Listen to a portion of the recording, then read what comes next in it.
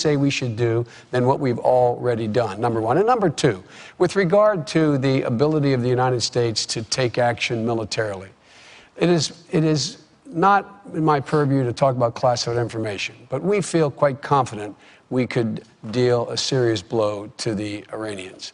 But number two, the Iranians are the Israelis and the United States, our military and intelligence communities are absolutely the same exact place in terms of how close the Iranians are to getting a nuclear weapon.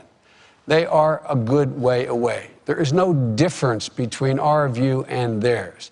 When my friend talks about fissile material, they have to take this highly enriched uranium, get it from 20% up, then they have to be able to have something to put it in. There is no weapon that the Iranians have at this point. Both the Israelis and we will know if they start the process of building a weapon. So all this bluster I keep hearing, all this loose talk, what are they talking about? Are you talking about to be more credible? What more can the president do? Stand before the United Nations, tell the whole world, directly communicate to the Ayatollah, we will not let them acquire a nuclear weapon, period, unless he's talking about going to war. Martha, let's look at this from the view of the Ayatollahs. What do they see? They see this administration trying to water down sanctions in Congress for over 2 years. They're moving faster toward a nuclear weapon. They're spinning the centrifuges faster. They see us saying when we come into the administration, when they're sworn in, we need more space with our ally Israel. They see President Obama in New York City the same day Bibi Netanyahu is, and he's, instead of meeting with him, goes on a daily talk show. They see when we say that these options are on the table, the Secretary of Defense walked them back. They are not changing their mind. That's what we have to do, is change their mind so they stop pursuing nuclear weapons, and they're going faster. How do you do it so quickly? Look, you both saw Benjamin Netanyahu hold up that picture of a bomb with a red line and talking about the red line being in spring.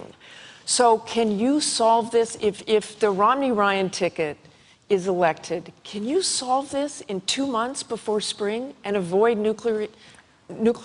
We can debate the timeline. We can debate the timeline, whether it's that short a time or longer. I agree that it's probably longer.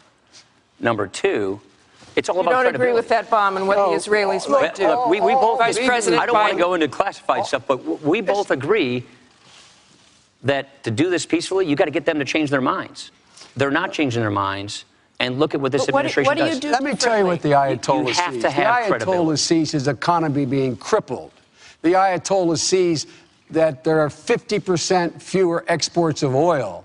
He sees the currency going into the tank. He sees the economy going into free fall. And he sees the world for the first time totally united in opposition to him getting a nuclear weapon. Now, with regard to Bibi, who's been my friend for 39 years, the president has met with Bibi a dozen times.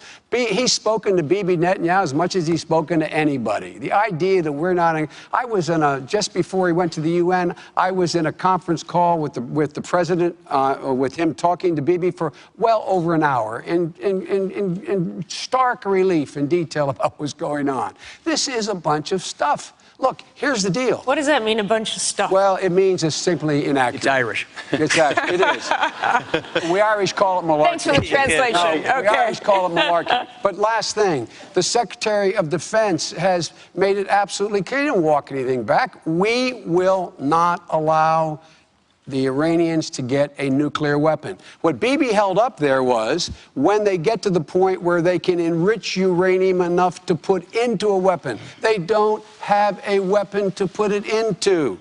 Let's all calm down a little bit here. Iran is more isolated.